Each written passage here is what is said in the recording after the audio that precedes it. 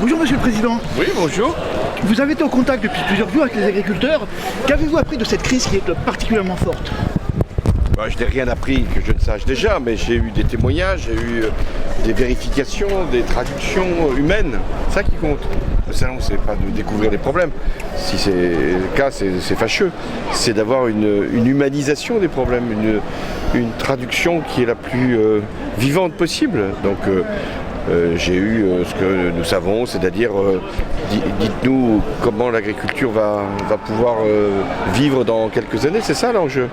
Et beaucoup de jeunes qui veulent savoir si, étant installés, ils pourront continuer à être agriculteurs tels qu'ils le conçoivent. Est-ce que vous pensez que les revendications actuelles, quelque part, ça remet l'humain au centre du débat politique?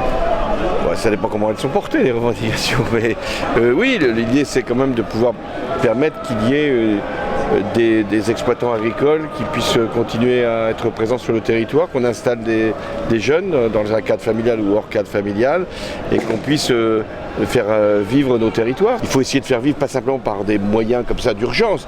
L'agriculture, c'est pas simplement parce qu'elle paiera plus d'impôts qu'elle pourra vivre, c'est parce qu'elle aura des revenus qui viendront des prix ou des revenus qui viendront de soutiens qui seront accordés par l'Union européenne dans le cadre de la PAC ou par les régions ou par l'État pour pouvoir faire cette transition. Vous êtes plutôt pour la souveraineté alimentaire que réclament les agriculteurs? Oui, mais le mot est utilisé, souveraineté, pour dire des choses qui sont très différentes. La FNSEA, elle est pour la souveraineté, mais aussi pour l'exportation. Oui, ou que la Confédération paysanne, ça dépend. Donc, on est tous pour être souverain.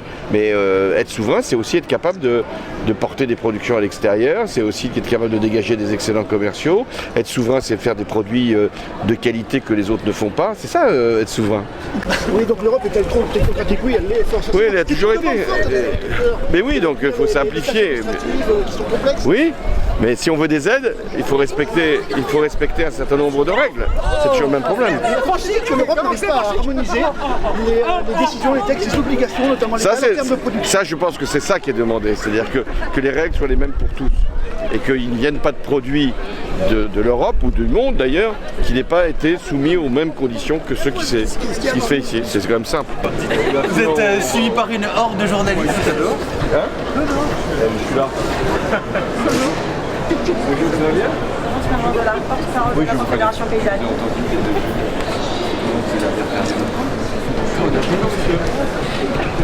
Vous voulez échanger quelques minutes? Je vais pour ça. On est là pour ça, non? C'est le lieu du salon. Vous voulez vous installer en face, par exemple? Des leçons que vous tirez de toute cette période du salon. Vous pouvez dire que vous avez eu satisfaction sur les plus planchers, c'est ça votre... Oui. Parce que maintenant, après, on va évaluer ce que peut être le plancher par rapport à des productions qui peuvent être adaptées, d'autres ne le sont pas, le risque de